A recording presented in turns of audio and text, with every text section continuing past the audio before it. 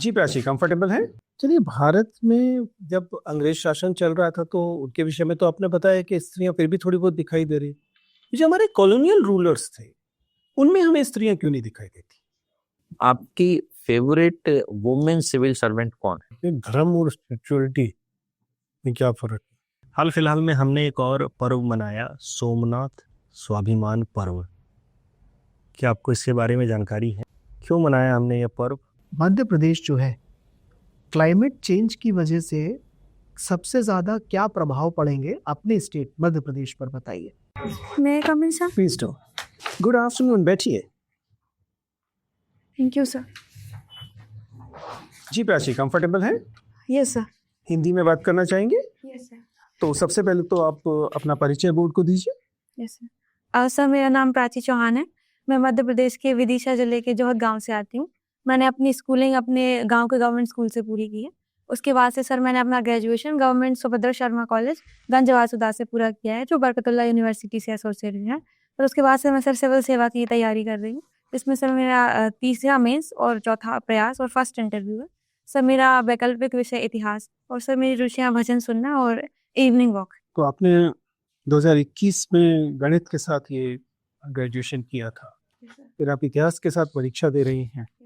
गणित आपसे साधा नहीं गया, या मतलब इतिहास के प्रति कुछ अधिक प्रेम आया? सर इसके 2-3 कारण थे। सर पहला कारण तो यही था कि जो मैंने यूपीएससी का सिलेबस देखा, तो मुझे गणित जो इतिहास ऐसा वैसा लगा कि जो यूपीएससी में प्रीलिम्स मेंस तक हमारी सर सहायता कर सकता है। सर इसलिए मैंने इसको प्राथमिकता दी। दूसरा sir, as a science student मुझे ह्यूमैनिटी के विषय आकर्षित कर रहे थे पढ़ने के लिए, कि मेनली सर इतिहास जो हमें वर्तमान से पास्ट से जोड़ता है, इसलिए। और सर तीसरा जो है सर, मैं अपने गांव से तैयारी कर रही थी, तो मुझे जो कंटेंट है सर वो भी इतिहास में सर लोकली अवेलेबल था। ठीक है। प्राची, आपने इतिहास पढ़ा है। यूं तो भारत के इतिहास में वैसे भी बहुत कम स्त्रियों की चर्चा होती, कम से कम शासकों के तौर पर तो बहुत ही कम होती। लेकिन जिन की थोड़ी बहुत चर्चा होती है, उनके योगदान को लेकर भी कुछ धुंध सी रहती है। मुझे बताइए कि अगर हम रजिया सुल्तान को लें और रानी लक्ष्मीबाई को लें, तो एक तो इन दोनों के व्यक्तित्व में आपको कौन सा व्यक्तित्व ज्यादा प्रभावित करता है, और दूसरा क्या लगता है कि इतिहास लेखन में ऐसा क्या क्या कारण रहे कि महिला शासिकाओं के बारे में कम चर्चा हो? सर अगर रजिया सुल्तान और रानी लक्ष्मीबाई की बात करें, तो दोनों के काल के अनुसार दोनों के व्यक्तित्व प्रभावी है सर। और अगर बात करें कि महिलाओं का जो योगदान को या इतिहास लेखन में कम भूमिका क्यों दिखाई देती, सर पहली तो सर जो ये तो उत्तर हो चुका कि दोनों के बराबर होते हैं। दोनों बराबर तो कभी भी नहीं हो सकते ना, जब आप तुलना कर रहे हैं। तो आपको कौन ज्यादा प्रभावित करता है, क्यों? यस सर, मुझे सर रानी लक्ष्मीबाई ज्यादा प्रभावित करती। उन्होंने तो अंग्रेजों के खिलाफ एक लड़ाई लड़ने के अलावा क्या योगदान इतिहास में दिया? सर उसके अलावा सर जो झांसी के प्रति उनका प्रेम था सर, उसके लिए मुझे लक्ष्मीबाई ज्यादा पसंद है। और रजिया सुल्तान के पास उन्हें प्रशासनिक तरीके से इतना सब चीजें की और वो आपको प्रभावित कम कर दिया, ऐसा क्यों? सर ऐसा बात नहीं है कि रजिया सुल्तान मुझे कम प्रभावित करती है। जो उन्होंने शासन किया सर, एक तो जो अल्पकाल के लिए रजिया सुल्तान शासिका रहे, रानी लक्ष्मीबाई सर उन्होंने भी कम ही शासन किया। सर दूसरा जो मुझे कारण लगता है, जो देश प्रेम की भावना रानी लक्ष्मीबाई के अंतर्गत देखी जाती है, वो व्यापक स्तर पे बृहद भावना से संबंधित रखती है, इसलिए सर मुझे रानी लक्ष्मीबाई ज्यादा पसंद आती है। ठीक है। अब बताइए कि स्त्रियां इतनी नदारद क्यों हैं इतिहास? सर इसका जो हम पहला कारण देख सकते हैं सर, वो पितृसत्तात्मक सोच को भी देख सकते हैं, जिसकी वजह से महिलाओं को योगदान को दूसरा दर्जा दिया जाता है। सर स्वतंत्रता आंदोलन के दौरान भी अगर हम देखें महिलाओं की भूमिका, तो हमें दिखाई देती है कि जब पुरुषों की अनुमति मिली कहीं कहीं, तब महिलाएं स्वतंत्रता आंदोलन में भाग ले पाई सर, इसीलिए भी। तो सर तीसरा कारण सर ये हो सकता है, जो इतिहास लेखन के हमारे यहाँ जो अलग अलग स्कूल थॉट है सर, उन्होंने एक पर्टिकुलर विषय को ही प्राथमिकता दी सर। जैसे उपनिवेशवादी जो शासन रहा, वो इस आधार पे रहा कि भारतीयों को और ब्रिटिश जो शासन है उसको महान दिखाने में। राष्ट्रवादी जो शासन रहा, वो उनकी आलोचना पर ज्यादा आधारित रहा, जो उनकी कमियां हैं उनको हम बता सकें। सर मार्क्सवादी रहे, तो जो सर मार्क्स की धारणा पर लिखने के, तो इसलिए सर उन्होंने थीम बेस पर लिखा, इसलिए महिलाओं का योगदान भी कम दिखाई देता है। चलिए, भारत में जब अंग्रेज शासन चल रहा था तो उनके विषय में तो आपने बताया कि स्त्रियां फिर भी थोड़ी बहुत दिखाई दे रही। ये जो हमारे कॉलोनियल रूलर्स थे, उनमें हमें स्त्रियां क्यों नहीं दिखाई देती? England is suppose to be कि उसमें वहां पर तो आधुनिकता पहले पहुंची थी, वहां पर महिलाएं पढ़ लिख भी रही थी। फिर भी भारत का जब इतिहास पढ़ते हैं तो हम शुरू से मतलब ना कॉर्नवालिस और उस समय से लेकर और माउंटबेटन तक हमें स्त्रियां दिखती नहीं, प्रशासकों में भी नहीं दिखाई देती। ऐसा क्यों? अंग्रेज प्रशासकों में भी नहीं। Yes sir. हम जिस एक आध महिला के विषय में जानते हैं वो सब वो लेडी माउंटबेटन, लेडी इरविन, यानी कि कोई शासक था उसके साथ पत्नी भी आई थी। सर एग्जैक्ट कारण तो सर ये हो सकता है कि जो ब्रिटिश सोसाइटी भले ही सर हम उस समय में मॉडर्न कहें, लेकिन वहाँ भी सर इतनी मॉडर्निटी या इतना वो नहीं था जिसमें महिलाओं को एक शासिका के रूप में स्वीकृति मिल सके। और अरे किसी डिस्ट्रिक्ट में ही बना देते, किसी ब्लॉक में बना देते, वहां भी नहीं दिखाई देते। सर दूसरा इसका कारण ये भी हो सकता है कि जो ब्रिटिश जो दृष्टिकोण था वो महिलाओं के भारत में महिलाओं की अपनी जो है सुरक्षा या उसके प्रति ज्यादा आग्रही दिखाई देते हैं। जैसा कि सर हम देखते हैं 1857 की क्रांति में इसे ब्रिटिश में इस तरह से चित्रित किया जाता है कि जो इंग्लैंड की महिलाएं हैं उनका भारत में शोषण हो रहा है, या जो आंदोलनकारी हैं वो उनके ऊपर अत्याचार कर रहे हैं। तो सर एक ये भी कारण हो सकता है कि ब्रिटिश महिलाओं को भारत में नहीं है। चलिए, थैंक यू। प्राची, प्राची का मतलब क्या होता है? सर प्राची का मतलब होता है सर पूर्व की दिशा, और सर इसे सूर्य की किरण भी आता है सर। सूर्य किरण, सूरज प्राची दिशा से उगता है सर। विदिशा का ओडीओपी क्या है? सर विदिशा का ओडीओपी सर एक तो सर कृषि जो उपकरण बनाए जाते हैं विदिशा में, वो विदिशा का ओडीओपी है सर। दूसरा नहीं, आप पक्का है? मतलब ओडीओपी तो एक ही होगा ना? एक बताने के बाद दूसरा भी तीसरा भी अंदाज लगा रहे हैं कि आपको पता है? सर जो अगर हम विदिशा की जो गवर्नमेंट ऑफिशियल वेबसाइट की बात करें तो उस पर सर यही आता है कि जो कृषि उपकरण है वो विदिशा के ओडीओपी है।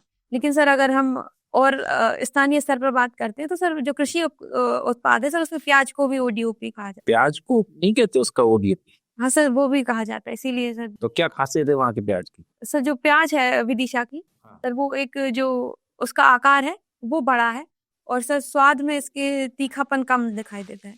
अच्छा, आपकी फेवरेट वुमेन सिविल सर्वेंट कौन है? मेरी woman, सर दुर्गा शक्ति नागपाल। क्यों? सर एक तो वो एक दृढ़ साहसी महिला है, और सर जिस तरह से उन्होंने भ्रष्टाचार के विरुद्ध स्टैंड लिया वो मुझे उनमें प्रेरित करता है सर। क्योंकि महिलाएं इस तरह से स्टैंड लेती हुई कम दिखाई देती हैं। हम सोशल सेक्टर में देखते हैं कि महिलाएं सिविल सेवक बेहतर कार्य करती हैं, लेकिन जो इस तरह की स्टैंड लेने की या लीडरशिप क्वालिटी है वो। अच्छा, एक आपने टर्म सुनी हुई सरपंच पति, यस ये क्या?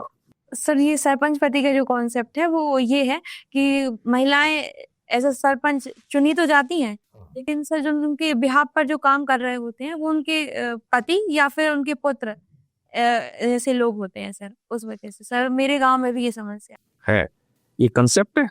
नहीं सर, लेकिन सर ये धारणा बन गई है अब। हाँ, तो आपके यहाँ जब है तो उसको कोई रोकता नहीं? सर मैंने भी हमारी जो सरपंच में जो है उनसे बात की थी सर, वो चाहती नहीं कि ऐसा हो। वो कहने लगी मुझे कोई मतलब नहीं है, तुम क्या फालतू बातें कर रही हो। आप फालतू बात कर रहे हैं?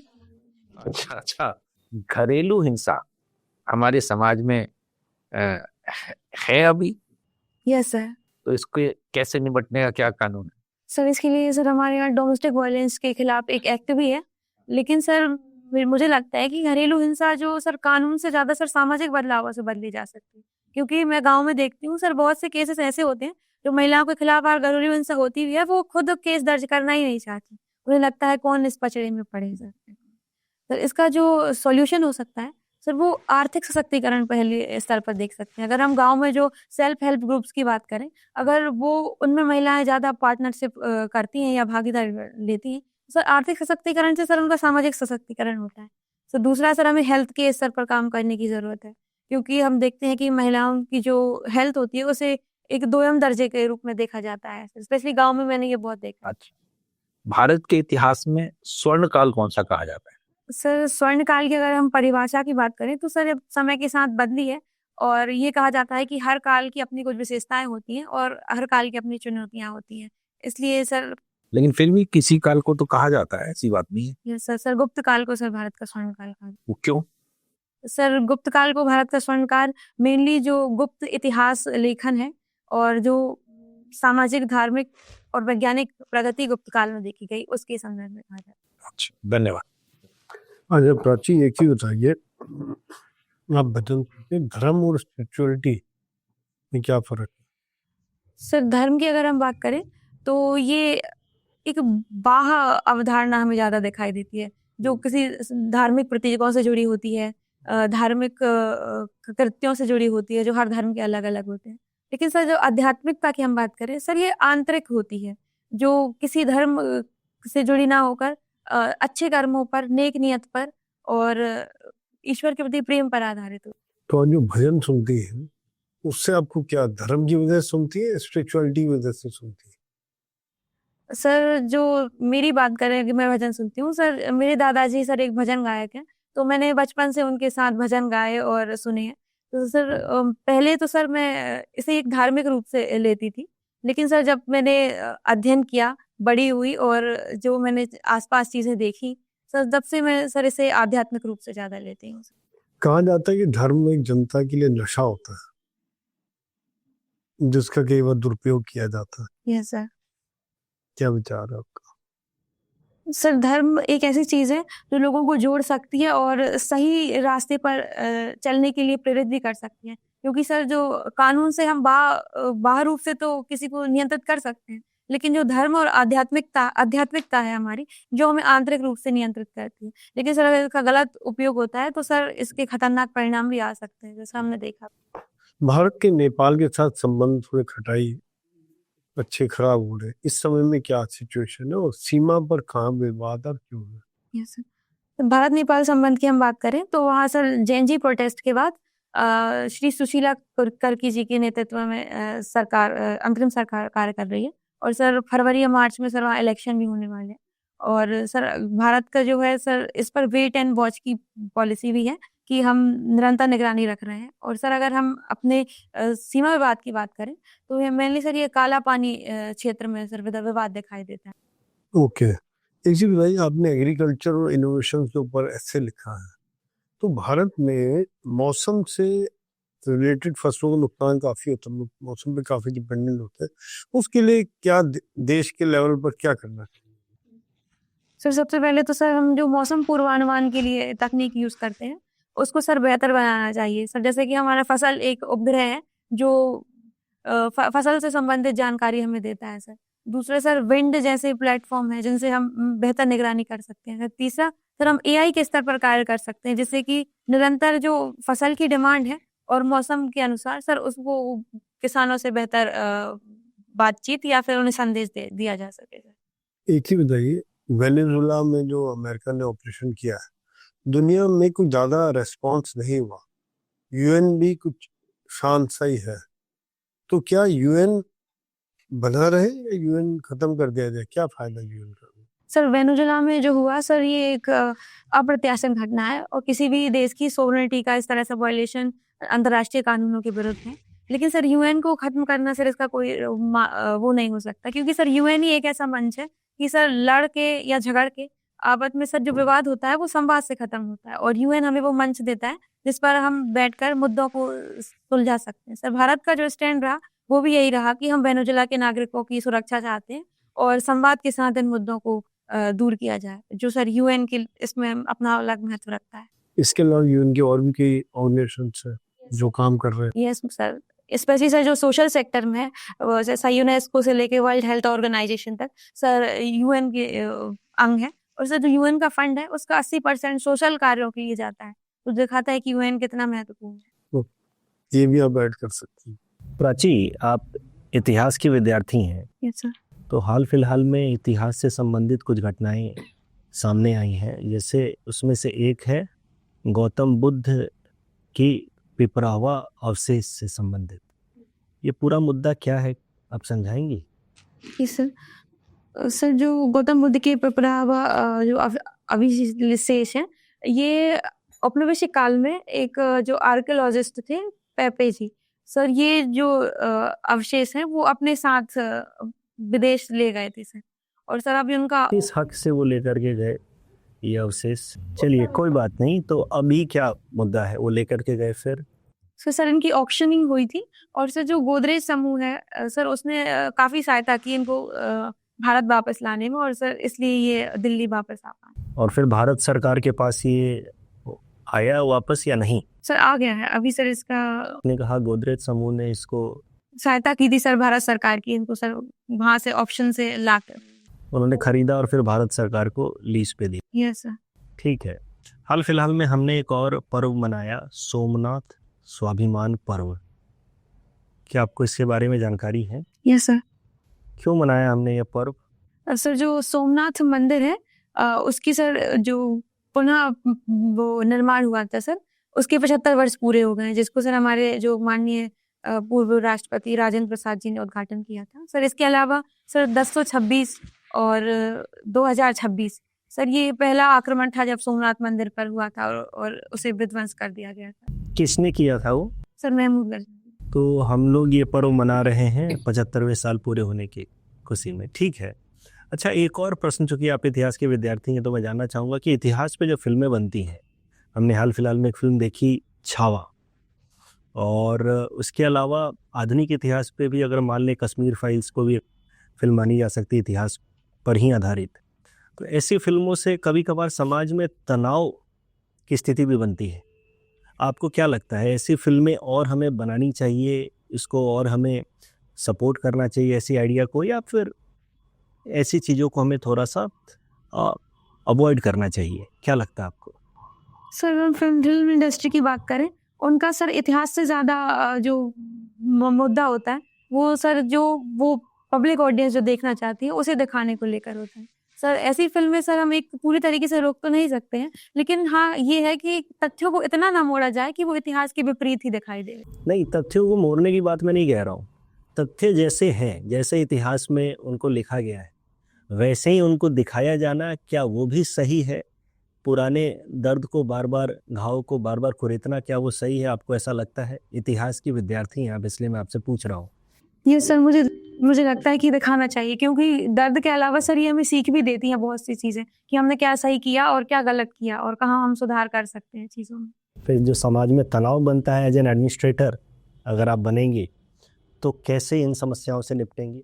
सर मैं कोशिश करूंगी कि हम जो इतिहास दिखाएं वो किसी समुदाय विशेष को टारगेट करके ना लिखा गया हो या दिखाया गया हो, बल्कि एक ऐसे भारत की रूप दिखाता हो जो समावेशी हो। बहुत बढ़िया। आप सुभद्रा शर्मा गवर्नमेंट कॉलेज से पढ़ी हैं, क्या आप बताएंगे सुभद्रा शर्मा जी के बारे में? Yes sir. अच्छा, जो सुभद्रा शर्मा जी है वो हमारे माननीय भूतपूर्व राष्ट्रपति श्री शंकर दयाल शर्मा जी की माता जी का नाम है, और सर हमारे जो कॉलेज का उद्घाटन है वो उन्हीं ने किया था, तो सर इस संदर्भ में उनके नाम पर ये नाम। धन्यवाद प्राची। प्राची, आप विदिशा से हैं और विदिशा का नाम आता है सांची स्तूपा के लिए, उसका नाम अक्सर सुनने में आता है। जब हम सांची स्तूपा की बात करते हैं तो वो मुख्यतः तो बौद्ध धर्म से संबंध रखता है, लेकिन उस स्तूपा को देखने में समझ में आता है कि अन्य धर्मों का भी उस पर प्रभाव पड़ा हुआ है। तो सबसे पहली बात, तो क्या प्रभाव पड़ा हुआ है इस बारे में बताएं, और साथ ही साथ ऐसा क्यों हुआ कि वो प्रभाव पड़ा भी, वो सिर्फ बौद्ध धर्म का क्यों नहीं रहा? सर अगर हम सांची स्तूपा की बात करें तो सर इसे अशोक ने बनवाया था, और उसके बाद सर इसकी जो कार्विंग्स और सजावट हम देखते हैं वो शुंग काल में दिखाई देती है।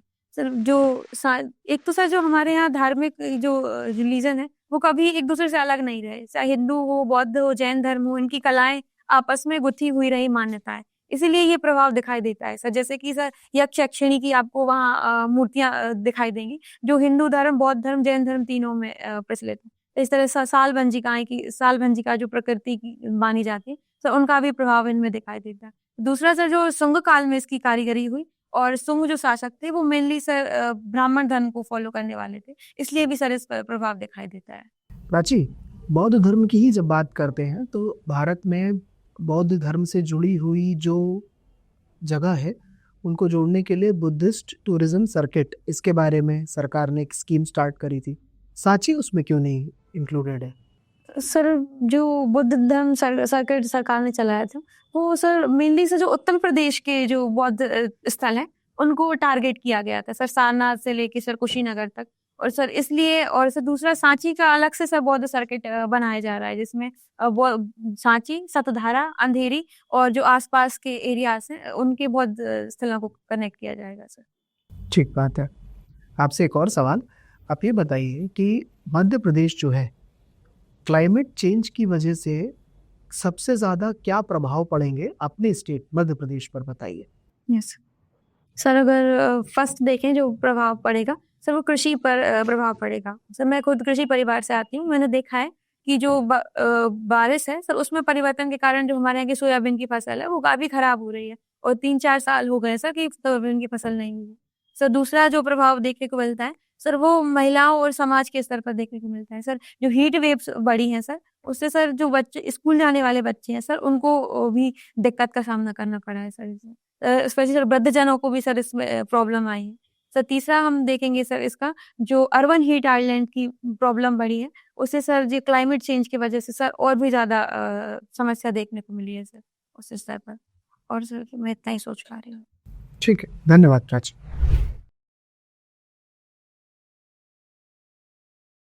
ठीक है प्राची, तो इस तरीके से आपका साक्षात्कार समाप्त होता है। चलिए फीडबैक पे बात करते हैं। बताइए मुझे कि कैसा था आज का इंटरव्यू आपका, किन एरियाज में आपको लगता है कि आपने इम्प्रूव किया, बेटर हो गया, कहाँ लग रहा है कि कुछ और सुधार की जरूरत है? सर जहाँ आपने कहा था कि खुल के बात करना सर, उस पर मैंने काम किया है, और सर थोड़ा सा जो है कुछ क्वेश्चंस में मैं बेहतर जवाब दे सकती थी। ठीक है, और कौन से एरियाज में अभी और काम बाकी है? आज के इंटरव्यू पे क्या रहा है? सर हिस्ट्री के क्षेत्र में थोड़ा, इतिहास पे थोड़ा सा फोकस। देखिए प्राची, आप पहले भी आपको बताया आप एक अच्छी कैंडिडेट हैं, आपका एक हम्बल बैकग्राउंड है जो दिखाई देता है, और आपकी पर्सनैलिटी प्लेजेंट है। नॉर्मली आपका बात करने में जो भाषा का इस्तेमाल है वो भी अच्छा है, फ्लो अच्छा है। हालांकि आज भी मुझे थोड़ी सी स्पीड ज़्यादा लग रही थी, तो उस पर आप थोड़ा सा देख सकते हैं। But in general walk in ठीक है, बैठ भी ठीक से रहे हैं, वॉइस में क्लैरिटी है, ऐसा नहीं कि सुनाई देने में कोई दिक्कत है, लेकिन स्पीड किसी किसी जगह पे ज़्यादा गति लग रही है, उसे आप देख सकते हैं। हैंड मूवमेंट ज़्यादा नहीं है, आई कॉन्टेक्ट भी ठीक है, तो जो नॉर्मली चेकलिस्ट वाली चीज़ें हैं वो ठीक कर रहे हैं, सिवाय वॉइस की स्पीड की, मतलब उसको गति पर आप काम करेंगे। बाकी कंटेंट के स्तर पर जहाँ तक इतिहास से जुड़े तथ्यों का सवाल है, सामान्यतः आपके ठीक है। ये जिस समय आपको केवल अपनी ओपिनियन देनी पड़ रही है, वहां पर लग रहा है कि और बेहतर होता आ सकता है। मतलब ये नहीं कह रहे कि गलत है वो। देखिए नॉर्मली क्या होता है कि हम 3 लेयर्स में एक एनालिसिस को देखते हैं। एक तो सतही होता है सब, जो नॉर्मली तथ्य है और उससे जुड़े हुए जो स्कूली किस्म के आंसर्स होते हैं उसमें। एक इंटरमीडिएट लेवल होता है जिसमें आप अपनी राय बताते हैं, और अपनी राय बेस्ड उन्हीं तथ्यों पर होती है, लेकिन उससे आपका दृष्टिकोण भी पता लगता है। फिर एक इन डेप्थ लेवल भी होता है। कभी कभी ऐसा लग रहा है कि आप या तो इंटरमीडिएट लेवल पर रहते हैं या सरफेस पर रहते हैं। जितनी गहराई या सूक्ष्मता आप ला सकते हैं इतिहास जैसे विषय में जैसी अपेक्षित होती है, उसमें अभी थोड़ी सी और गुंजाइश है। हालांकि बहुत अच्छे परफॉर्म किया है आज। नॉर्मली आपका आत्मविश्वास आज बहुत अच्छा था सर। आपने कहा था ना इसी तो आत्मविश्वास के स्तर पर मुझे कोई खास कमी नहीं दिखाई। कभी कभी 2 छोटी छोटी सलाहें देखिएगा। ऐसा ध्यान से वीडियो देखना है, ठीक है, 2 बार देखना है। एक बार तो आवाज के साथ देखना है और एक बार बिना आवाज के देखना है। तो नॉन वर्बल तो जनरली मुझे ठीक लग रहा है। वर्बल कम्युनिकेशन में आप ना एक भूमिका कभी कभी उत्तरों की देती हैं, ठीक है ना, और ये भूमिका वैसे सामान्य टीचिंग वगैरह में चल जाती है, लेकिन जब आप इंटरव्यू दे रहे हैं तो वहाँ पे तो टाइम बहुत इंपॉर्टेंट चीज है ना। yes. तो कहीं ऐसा ना हो कि जब आप भूमिका दे रही है तभी बोर्ड मेंबर का इंटरेस्ट उसमें खत्म होना शुरू हो जाए। तो या तो इस भूमिका को कम कर लीजिए या फिर पहले ही वाक्य से प्रश्न के वास्तविक उत्तर की तरफ जाइए। ओके इससे फर्क पड़ेगा। दूसरा, किसी किसी जगह पे मुझे लगा कि भाषा में अनौपचारिकता किसी किसी जगह पे आती। मतलब जैसे 2 इंस्टेंस में बता रहा हूँ। एक जगह पे आपने कहा कि उन्होंने मुझसे कहा कि जाओ फालतू की बात कर। अब हो सकता है बिल्कुल यही वाक्य उन्होंने बोला हो, लेकिन अब जब आप उसको जगह के हिसाब से बदलेंगे तो आप शायद इसका बेहतर फ्रेज इस्तेमाल करेंगे।